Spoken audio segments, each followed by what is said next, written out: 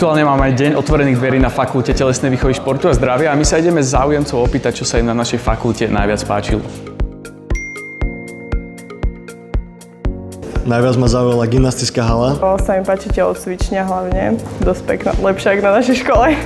Určite gymnastická hala a po druhé, keď som započul o rekonštrukcii vnútorného bazéna a wellness časti, neváham ani chvíľu a prihlášku posielam už dnes. Tak páčia sa mi tu priestory, aké tu sú, gymnastické, aj športová hala a tým, že aj plávam, tak tým, že bude nový bazén, tak sa aj na ten bazén teším. Sú to pekné priestory a veľa možností rozvíjať sa.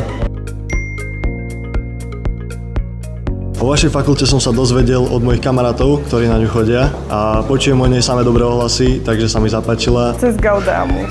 Od môjho bracha. Od kamošov. Kamarátky, ktorá mi o nej povedala, ktorá tu chcela ísť a tak ma to zaujalo, tak som tu prišla na DOD. Plávanie, ale dúfam, že to nejako zvládnem, natrénujem a že odplávam. Nemám strach.